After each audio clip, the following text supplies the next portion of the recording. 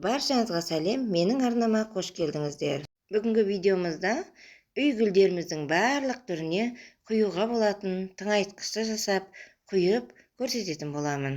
Видеоны көрмес бұрын мені қолдап, менің арнама тіркеліп кетсеңіздер керемет болар еді. Гүлдерімізге уақытында тыңайтқышын құйып тұрсақ, гүлдеріміз әдемі болып, өсіп және де тамыр жүйелері жақсы нығаяды.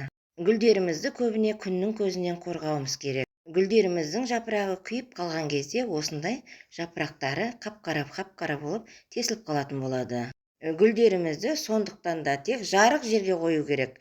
Күннің алдына қоймамыз керек. Осылай жапырақтарының бәрі күйіп қалатын болады. Доллар гүлдерін көлеңкеге қойсаңыз да өсетін болады. Енді бірінші тыңайтқышты жасап көрсететін боламын. Осы алой барлық гүлдерімізге тыңайтқыш жасауға болады.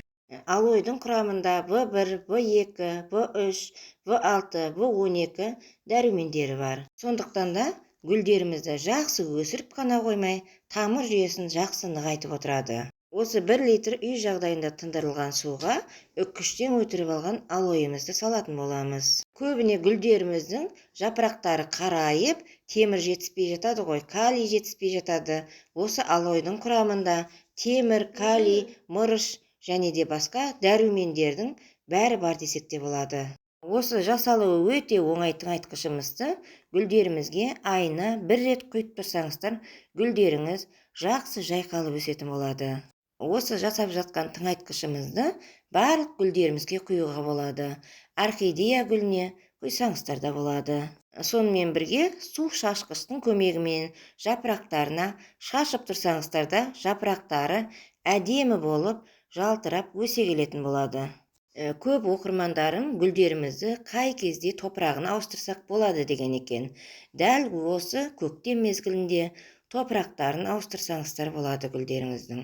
Осылай доллар гүлінің тарелкасына құйсаңыздар болады. Өйткені доллар гүлдеріңіз тамыры, картобы шірейді деп қорқпайтын боласыңдар. Келесі екінші тыңайтқышымыз осындай аспирин таблеткасы. Әрбір үйде табылатын дәрілердің бірі. Аспирин таблеткасы да гүлдерімізге жетіспеген қышқылдықтың бәрін жетістіріп беріп отырады. Көбіне доллар гүлдері осы тыңайтқышты жақсы көреді. 1 литр суға 1 таблетканы езіп араластыратын боламыз. Ал жоқ араластырмайым деген жағдайда топырағына 1 таблетканы салып қойсаңыздар да болады. Су құйған уақытта еріп, ол таблетка гүлдеріміздің тамырына барып, жақсы нәтиже алатын болады. Бұл жасап жатқан тыңайтқышты да айына гүлдеріңізге 1 рет құйсаңыздар болады. Бір тыңайтқыштың үстіне екінші тыңайтқышты құюға болмайды.